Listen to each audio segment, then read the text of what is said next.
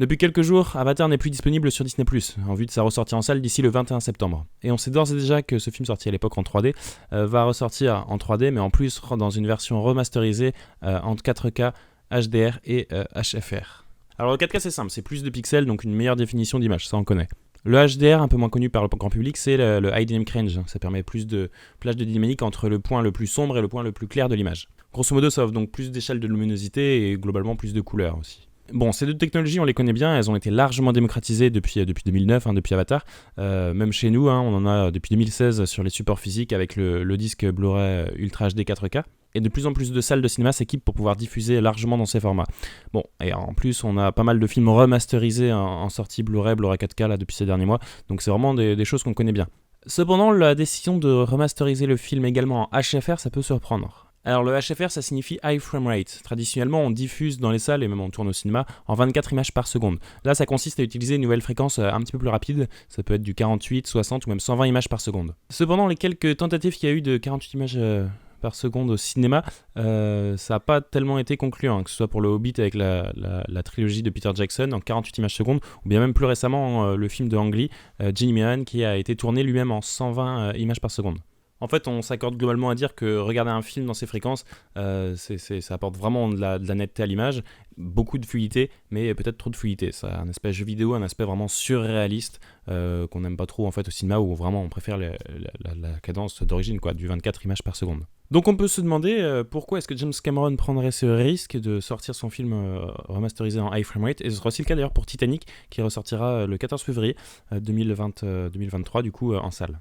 Eh bien en fait c'est tout simplement parce que plus une image d'un film sera lumineuse, plus elle aura tendance à faire apparaître des artefacts à l'écran, et le HDR consiste globalement à augmenter la luminosité du film. Et ce que permet le high frame rate justement, c'est de limiter ces saccades en ayant un mouvement plus fluide. Mais heureusement la remasterisation en HDR et en HFR du coup d'Avatar se veut beaucoup plus subtile par James Cameron. Pour ce faire, James Cameron a fait appel à la société Pixelworks qui développe l'outil True Cut Motion, qui permet d'avoir une fréquence en fait d'image dépendante de chaque scène, voire même chaque plan du film. Et donc on peut gérer ça de manière complètement distincte. Autrement dit, sur une scène de dialogue sans mouvement, on peut garder le film en 24 images par seconde, alors que sur une scène avec un panoramique par exemple, on peut passer le film en 48 images par seconde.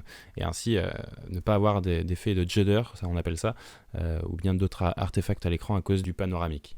Tout ça permettrait donc de garder au maximum l'aspect cinématique et l'aspect original quand même du film de James Cameron. Et alors c'est un petit peu plus technique, mais les démos dévoilées par Pixelworks montrent effectivement que cet outil permet de régler différents paramètres et ainsi contrôler le niveau de flou au niveau des éléments qui bougent dans l'image, et donc de ne pas avoir l'effet de surréalisme et cet effet jeu vidéo un petit peu. Si jamais cette remasterisation marche parfaitement, ça permettrait donc de proposer au spectateur une expérience de visionnage vraiment ultime. On aurait donc tous les avantages du HDR, mais sans artefact à l'écran, tout en gardant cette fréquence d'image héritée depuis l'origine du cinéma, qui est le 24 images par seconde. Donc sur le papier tout ça c'est très bien, mais on n'a plus qu'à voir maintenant ce que ça va donner vraiment dans nos salles.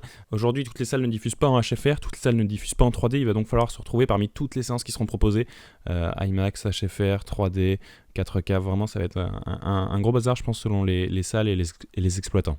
Cependant, au-delà de cette expérience qu'on peut avoir au cinéma, c'est l'atout que ça peut avoir pour nous, les collectionneurs et amoureux du support physique dont je fais partie.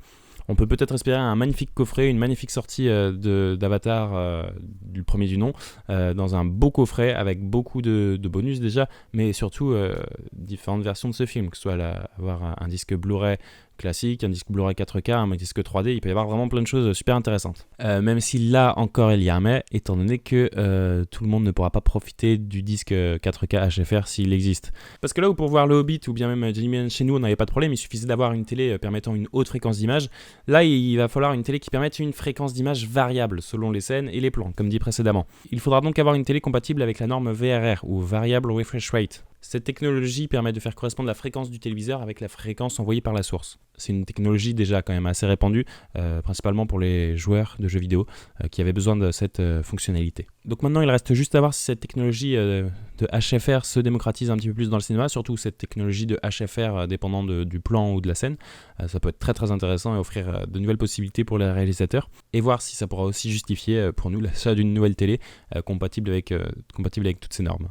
Bon, dans tous les cas, moi j'ai hâte de voir Avatar, beaucoup plus que la ressortie qui a lieu quelques jours après de No Way Home, avec 11 minutes de plus. J'en reparlerai peut-être sur la chaîne, je sais pas, mais ça m'énerve un petit peu. Bref, n'hésitez pas dans tous les cas à me dire votre avis, vous, ce que vous en pensez de cette ressortie d'Avatar. Est-ce que vous attendez aussi du 2 éventuellement? Et à vous abonner si ce n'est pas déjà fait, à mettre un petit j'aime si ça vous a plu, ça m'encourage. Et on se retrouve dans une prochaine vidéo. À bientôt.